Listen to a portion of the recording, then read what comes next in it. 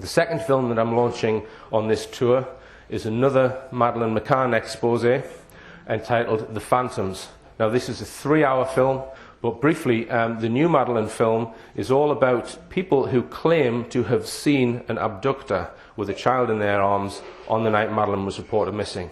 And it examines with a fine-tooth comb their statements and asks or looks at the credibility of those statements. Now, many of you will have seen my films about Madeleine McCann, buried by mainstream media, the true story of Madeleine McCann. If you haven't seen them, please go and watch them online. They're free of charge to watch. And just to reiterate the reason why I made these films, I've been campaigning now for quite a lot of years to try and get our media to tell the truth and stop lying about 9/11, the London bombings and many, many other issues. And I wanted to expose mainstream media for the tricks that they get up to. And I saw this case as probably the best case to do that with. And that's why I chose to make this 4-hour-long documentary. In order to expose what mainstream media truly are, which I would describe as perception management propagandists. They're not about telling you the truth. But it seems that they're not only using news media in order to cover up the real facts about Madeleine McCann, they're also using TV dramas to manipulate people's perception of reality. Anyone see this? The Missing? 8 hours of it. 8 hours of it. In order to manipulate the public's perception as to the risks pertaining to having your child abducted if you go on a foreign holiday. That's all this is, in my opinion. This would have cost millions and millions of pounds to make. And if you don't think this is connected to the Madeleine McCann case, I suggest you do some thinking. Okay, now in December last year, after my documentary's got quite a lot of views online, over 250,000 views, I decided it was time to tell the mainstream media about these documentaries. So I emailed all of these mainstream publications, the whole of mainstream print media, including the BBC and Newsnight. And this is what I said to them in my email. I am the producer of a new film about the Madeleine McCann case. The film is the most comprehensive investigative documentary ever produced on the case and is over 4 hours long. The film has now been watched by over 250,000. It's approaching 500,000 now. Slowly, the British public are learning the truth about the Madeleine McCann case. The facts of the case are quite straightforward and are covered in detail, but these facts seem to have been obscured by the many baseless stories that have been put out over the last 7 years in the media. I would be happy to be interviewed by your newspaper about this new documentary. The film is fully independent and has not been subject to interference by certain government agencies. Hence, it is closer to the truth than anything produced before now. If you go online and read the thousands of viewers' comments about the film, you will see that it has been very well received. I am currently working on another film about the McCanns, which will uncover more information which has not been featured in the media. I can give you information about that should you be interested. I am willing to meet with your newspaper to be interviewed about why I made these films and tell you more about them. Okay, so I never received a single reply from any of these newspapers when I sent that email. Now, I did receive an email from someone claiming to be a freelance journalist a few weeks ago. This is somebody called Jenny Kleeman, who has been featured on Sky News a lot, discussing the newspapers. She's done reports on The One show, Channel 4, so she's all over mainstream media. And she said in her email, "Dear Richard D. Hall, I am a freelance journalist. I'm making a film for The Guardian's website about the growing number of people who believe the mainstream media isn't asking the right questions about the disappearance of Madeleine McCann." So right there, she's making a documentary about what people believe.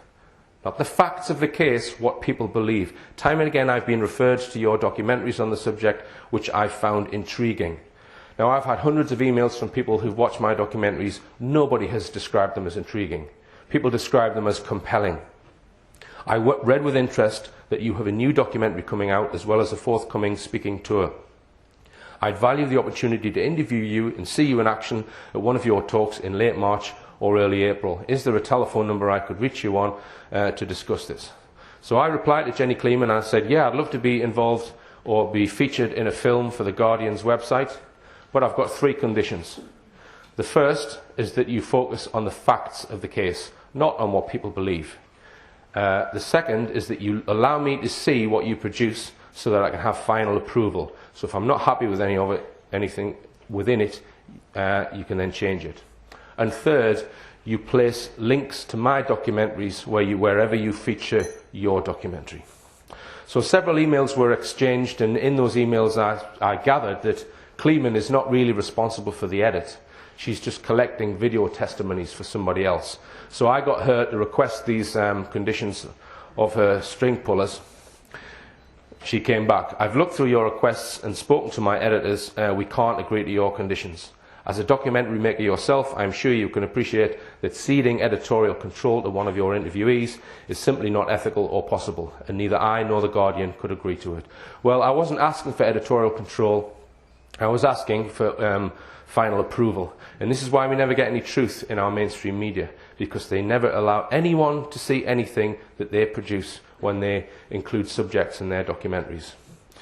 So, having given her my conditions to appear in this documentary, which, keep your eyes peeled for it because it'll be coming out soon, and I suspect it's going to be a hit piece, probably a hit piece in order to manage the growing number of people who are finding out the truth about Madeleine McCann. She turns up with a cameraman at my Nottingham venue, wanting to interview me, after not agreeing to my conditions. And then she starts interviewing people coming out from my talk, asking their opinions on Madeleine McCann. So there's something brewing in the mainstream with regards to Madeleine McCann. Keep your eyes peeled for it, because in my opinion it'll just be a load of disinformation. Alright, now last year I stood here and I gave my beliefs on the Madeleine McCann case. But these beliefs are based on evidence. And if you haven't seen the films, I suggest you watch them, because these beliefs might surprise you if you haven't seen the films. But just to point out one piece of evidence, the cadaver dog evidence. Eddie, the cadaver dog, alerted to the smell of the past presence of a human corpse in 11 locations associated with the McCanns. It was in the apartment, it was on Kate McCann's clothes, it was on Madeleine's toy, and it was on their car, and it was on the key. So that evidence is very, very compelling if you watch it, but it's not been put out vastly in the mainstream media. So my beliefs on the Madeleine McCann case are, and this is, you would need to see 4 hours of documentary in order to understand why I believe all of this. That Madeleine McCann died in April or May 2007. I believe Madeleine McCann's corpse was situated in the McCann's holiday apartment for a period of time. I believe Madeleine McCann's corpse was transported in the McCann's Renault Scenic hire car some weeks after she died. I believe there has been a high-level cover-up about what really happened. I believe there is a reason for the high-level cover-up which goes further than most people have contemplated. And I believe the story represents the best opportunity to expose mainstream media. Now, in the last talk, I said that I wasn't prepared to expand on this. The reason that I think there is a reason for the high-level cover-up which occurred. I'm going to try and shed some light on that today. Now, I made much use of this slide in my films, and this slide explains how the cover-up has operated over the last 8 years. The central person is a guy called Clarence Mitchell, the government's senior media spin doctor, who was effectively given to the McCanns in order to provide them protection from the media. A limited company was set up by the McCanns, which I've termed the McCann team, and that McCann team used at least 3 rogue private detective agencies. And I'm confident to stand here and say that they were all rogue in one way or another, because numerous people have served prison sentences who were associated with those private investigation agencies. And their role, largely, it seems, was to produce bogus stories which were fed into our media. The stories that you've read on front page headlines for the last 8 years about Madeleine McCann, vast majority of them misled the public, predominantly to try and trick the public into thinking that there had been an abduction. We know that intelligence agencies have been involved in this case, from people such as Gonçalo Amaral. Gary Hagland has links to MI6, and others as well, such as we had Control Risks Group were involved. We know that Gordon Brown lent on the Portuguese investigation into Madeleine and trying to get them to change certain ways that they were running that investigation, so no one can really dispute this chart. But in order to shed light on that question, let's go back to a time before Madeleine was reported missing and redraw this chart, okay, before that holiday. Well, clearly Clarence Mitchell wasn't involved until 3 days after Madeleine's reported missing. We didn't have any private detective agencies, obviously. The media were not aware of Madeleine McCann before the holiday. And of course, the Portuguese police were not investigating the case, so we can get rid of that. But can we go any further, right? So the question I'm asking in today's talk is, were the McCanns, or one of the McCanns, known to intelligence agencies before the 2007 holiday? Now, there's no hard evidence and there's no proof that they were, or one of them was, right? But I'm going to show you some circumstantial evidence at the end of this talk, which is very interesting, that I think you might want to see. So I'm going to park that question there. Were the McCanns known to intelligence agencies before their 2007 holiday? And I'm going to show you some, as I said, I'm going to show you some evidence later on in the talk. Because if they were, and I'm not saying they were, if they were, it would certainly explain this rapid cover-up. Now, this is my list of beliefs on the Madeleine McCann case. I'm going to add one to this. I believe the Detective Chief Inspector Andy Redwood, who led the Scotland Yard investigation to allegedly find Madeleine, should be arrested. I believe he should be arrested for attempting to pervert the course of justice, because I believe he has fabricated evidence. And this is the evidence that I believe he has fabricated. And he showed this evidence to over 7 million people in October 2013 on Crime Watch UK. Now, in order to understand why I believe this is a piece of fabricated evidence, you'd need to watch my new film on Madeleine McCann called The Phantoms, which, as I said, examines with a fine-tooth comb all of the statements people have come up with that somebody was seen walking away from the apartment with a child. 3 hours, 3-hour documentary, which I haven't got time to go into all of the evidence today. Now, but just as a starter for 10 with this, how many people recognise that name? Wojciech Krakowski, in connection with the McCanns. Anyone? Anyone in the audience know that name? I've asked this question to 11 audiences now, and one person on my whole tour, that's out of about 1,000 people, is known. Sorry, there's somebody over there. Was he the Russian spin doctor that put in the whole idea about how to use the media in order to basically mind control the public into doing the party's ideology? No, he wasn't. All right. Wojciech Krakowski, here's a picture of him. Now, I'm not surprised that you all don't know who Wojciech Krakowski is, because he's one of the most important people to know about in order to understand how the Portuguese police were misled. And just think of how many media headlines we've had about Madeleine McCann. Thousands over the last 8 years, probably more headlines than any other subject. And they haven't told you about Wojciech Krakowski. Here he is here. This is a photograph from the Portuguese police files. All right? Now, in order to explain the importance of Wojciech Krakowski, on the night Madeleine was reported missing, one of the McCann's friends, Jane Tanner, made a statement to the Portuguese police saying that she saw a man carrying a child away from the apartment. Now, just over 2 weeks later, there was another person came forward, or another family came forward, the Smith family, and they said that they saw a person carrying a child away from the apartment about 600 yards away, but about 45 minutes later. So that's 2 sightings of somebody carrying a child away from the apartment on that evening. But there was a third sighting, or a third incident, reported to the police shortly after Madeleine was reported missing. Somebody called Nuno Lourenço contacts the Portuguese police and says that somebody tried to abduct his little blonde daughter, very similar to Madeleine, in a place called Sagres, 16 miles west of Praia de Luz, where the McCanns were staying.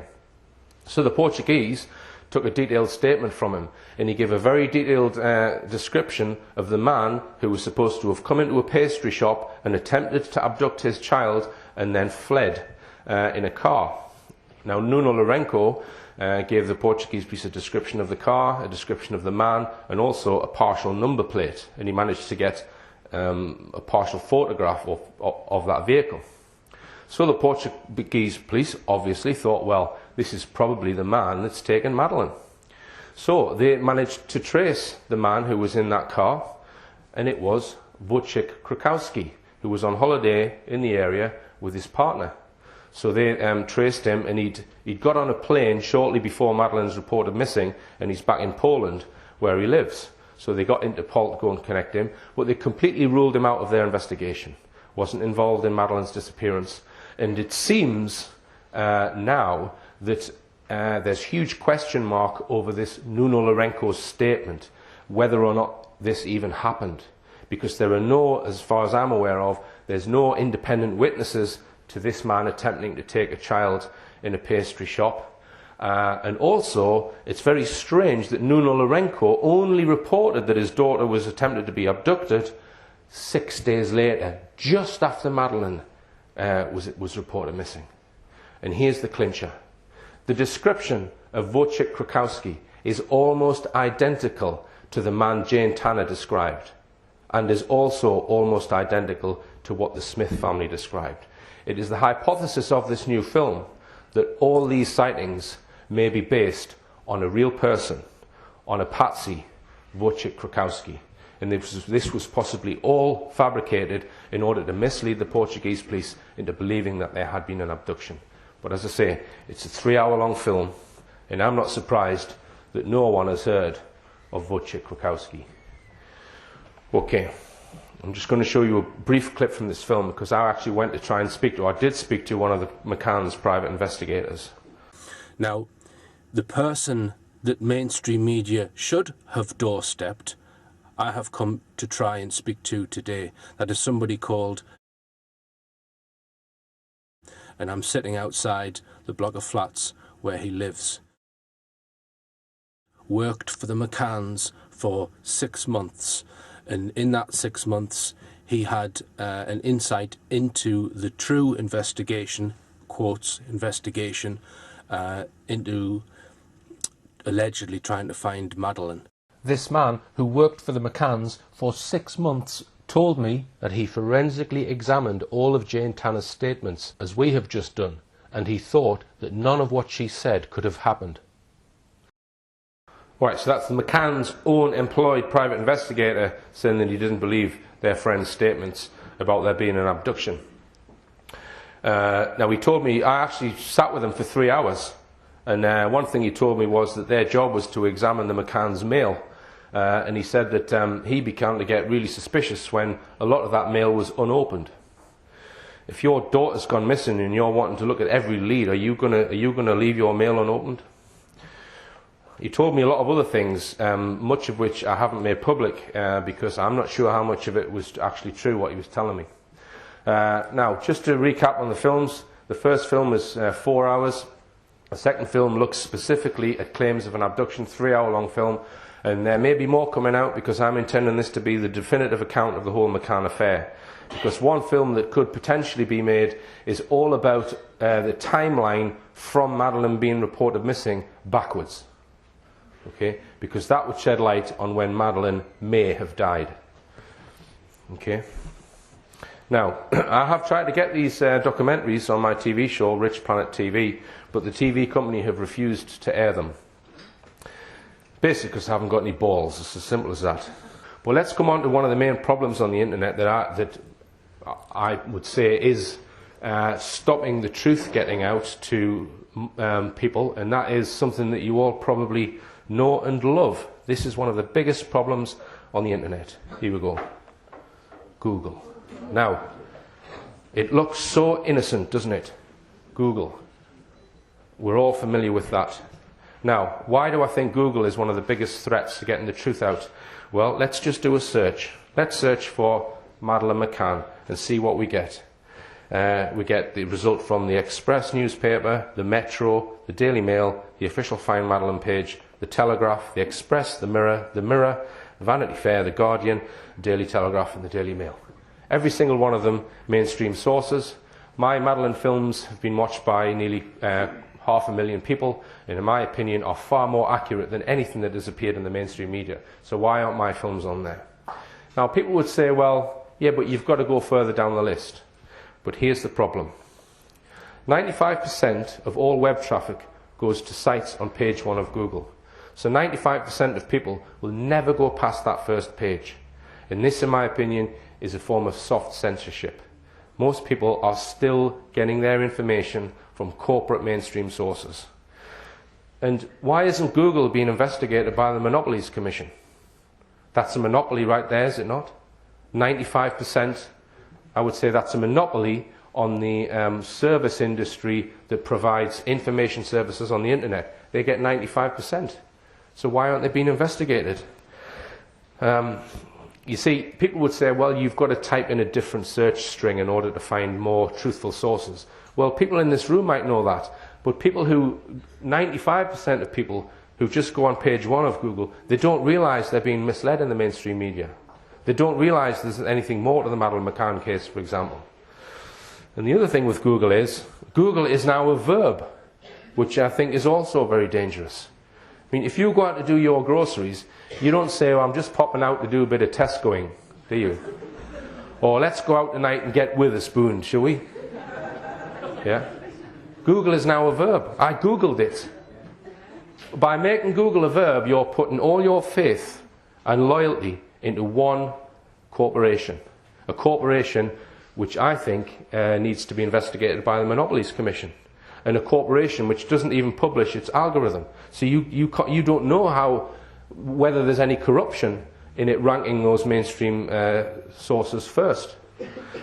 Huge problem in getting the truth out. People think the internet is the answer, but we've got to tackle this if the internet is going to provide the truth to people. Now, there's plenty of useful idiots in Parliament, but how do you create a good actor? How do you create a good fake MP that's going to big up these fake issues for you?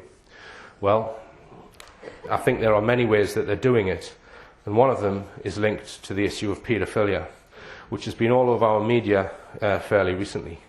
And I asked the question, why is paedophilia often linked to people of influence and politicians? Because I think the media completely get the cart before the horse on this issue. Now, I'm going to show you a clip of me talking to Bill Maloney about this issue. If you're sensitive to this kind of thing, it's not very pleasant listening, so I'll just put that warning for anyone who's sensitive to it. The intelligence agencies are the ones who are ultimately controlling some of these care homes and institutions. Absolutely. Because they have the power to prevent the police from doing a proper investigation, and B, make sure that things don't get into the media. Well, okay? and he suggests, and others have suggested, that they're used as blackmail traps Absolutely. for powerful people. That's what I was just going to say. Or money, yeah. or just snuff films and that kind of thing. Yes. So let's assume then that it does go right to the power at the top. Paedophilia can control world politics. Exactly. World politics. Now, let me give you an example, right? If you look at Haute de la Garenne, right? Mm-hmm. Jimmy Savile. Now, Haute de la Garenne, what they do. But first of all, I've got to tell you that Jimmy Savile was often present at cabinet meetings in Israel. He was asked to go out there and sit in on cabinet meetings, mm-hmm. Jimmy Savile. Mm-hmm. God knows why. But I'm just trying to get to because it's the crux. Do you know what I mean? You're a politician. You're a politician, right? Yeah, I understand. I'm Jimmy Savile. Yeah. I'll say, Rich, you want a kid? Yeah. Come over to Jersey. It's a pucker place. We've got some beautiful kids. You can do what you want. Yeah. Come on, it's going to cost you this. It's going to cost you that. It's going to cost you a little favour. You go, all right, Jim, that's great. Yeah. You go over there, but you don't know when you're having sex with a child, or you're abusing a child, or you're torturing a child, or you're killing a child. Whether you've got a baby there and you want to bite it to death. Yeah. Then it's filmed without it's filmed. You get home, DVD, or then would have been a VHS copy, comes in the post, so you see it, you're the politician, and then we say to you, we've got this on you, look at this film, then you'll come back and say, what do you want? So in essence then, it's something which is, these grotesque acts that people do, that's something which is kind of somehow, for whatever reason, ingrained in certain people. Yeah. And the intelligence agencies, because the CIA have been involved in this kind of activity, actually training 9-year-old girls in how to pleasure men, and I think that's been admitted to, right? So they're using something which is there to as a power tool, effectively. Yeah. Now, I would say all the intelligence agencies, all the secret services around the world, every single country, the best thing that you can have, really, is if you call someone a paedophile, and you can prove that they're a paedophile and they're a politician or whatever, you have then got them by the short and curlies, and they will do whatever you want. All right, so this is what I mean by, I think they get the cart before the horse. The mainstream media seems to portray that people of influence, MPs and powerful people, abuse that power to then abuse children. No, I don't think it works that way at all. I think that people who are inclined that way are selected, they're picked out probably years before they become powerful, and they are put into powerful places deliberately so that they can then be controlled from the outside. And if you don't think that this activity goes on, just listen to this clip from Ken Livingston, former Mayor of London. I was raising in Parliament up against Mrs Thatcher the Kincora Boys Home, where boys were being abused, and MI5 was filming it because they were hoping to be able to blackmail senior politicians in Northern Ireland.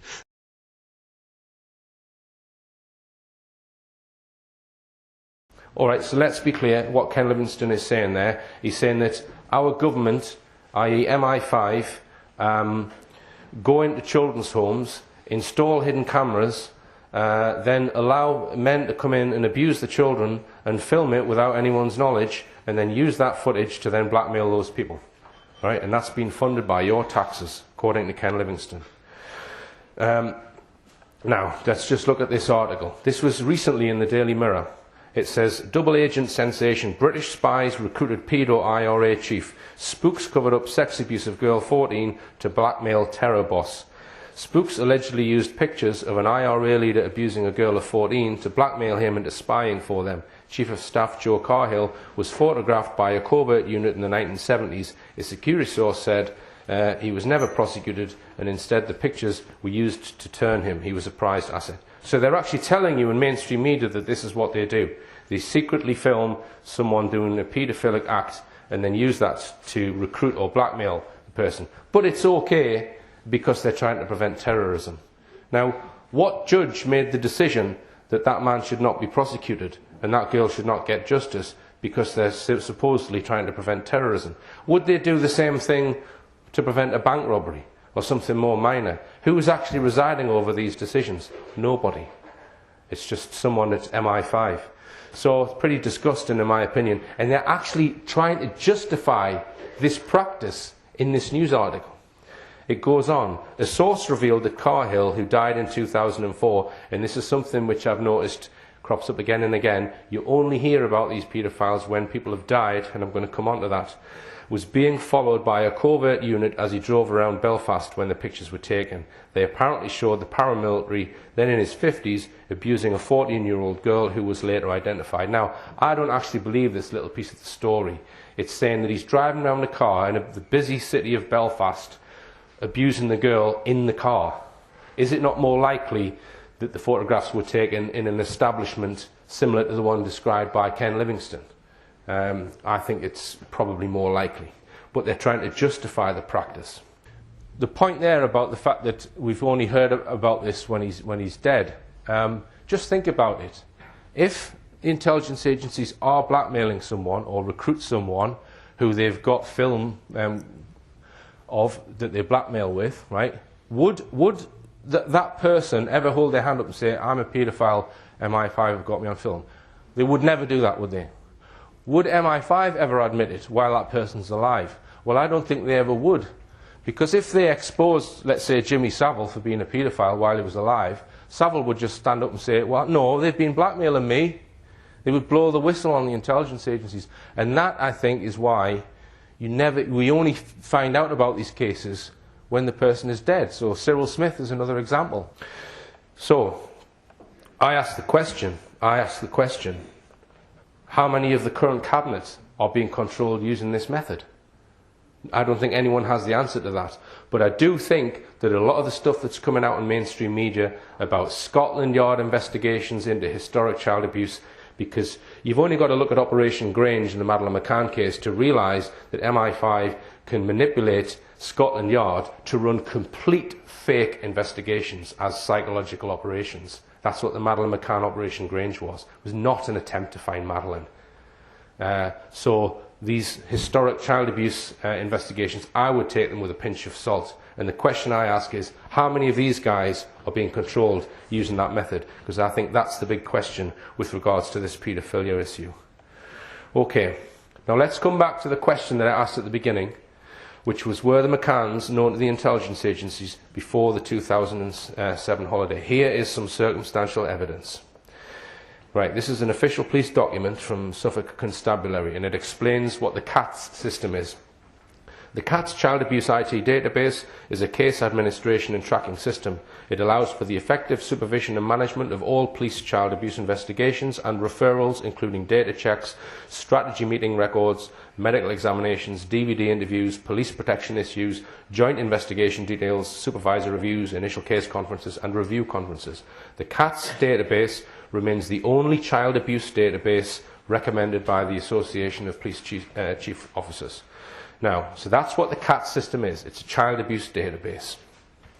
This is 2 documents from the Portuguese police files, because when the Portuguese police were investigating the McCanns, they requested that the British authorities do background checks on Kate McCann and Jerry McCann. So this is the background check that was sent. You can find it in the Portuguese police files. And they both contain this paragraph. It's in Portuguese. This is the translation, which I'm going to read verbatim. It's a little bit convoluted, but I'm going to read it anyway.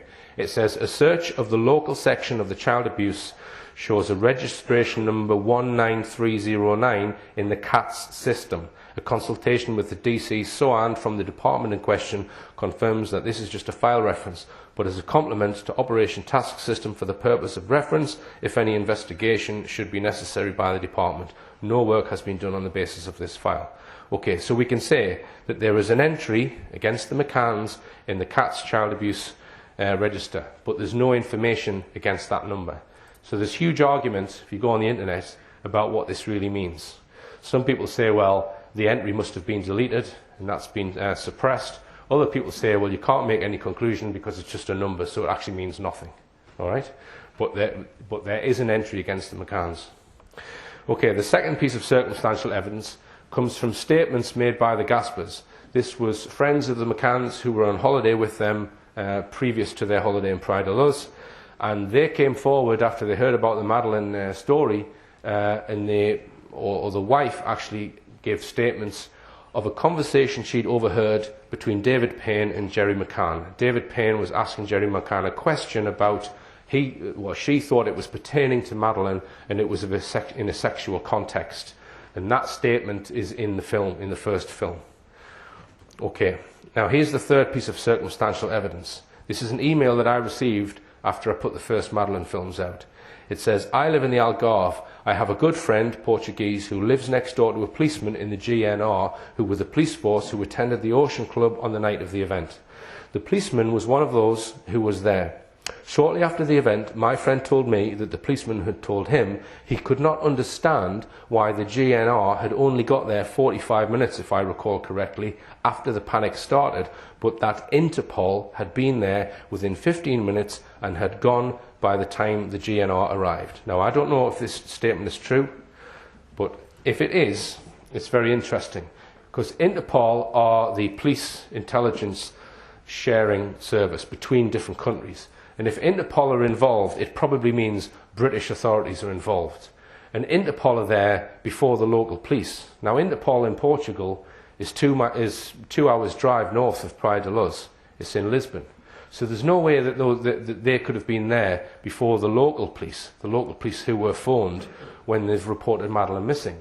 So what this could suggest is that British authorities knew all about the Madeleine issue before the McCanns had even telephoned the police for the first time, right? So this is a piece of circumstantial evidence, the email that I've received. The fourth piece of circumstantial evidence is a video shot on, I think it's on a phone camera, and it's just before the McCanns are getting on the plane to go on their holiday, and one of the friends says to Jerry, cheer up, Jerry, and he says words to the effect, I'm not effing going here to enjoy myself, right? Suggesting that there may be another reason why he was going to Praia de Luz. Now, I'm not going any further than that as to what this all could mean, right? But I'm saying that this is some circumstantial evidence that I think is very interesting and could shed light on possibly why there was some sort of massive cover-up took place. Okay, it's a bit of a dark subject to finish on, but hopefully part 2 is a little bit more light-hearted, and have a look at the DVD. As I say, it's a 3-hour-long film. I will be putting this online to watch free of charge, and people can buy this film, or they can download the image file and they can give it to whoever they want. They can make 1,000 copies if they want to. The intention is not to make money on these films. Okay, thanks for listening to part 1. We'll reconvene at about 9:30. Thank you. Cheers.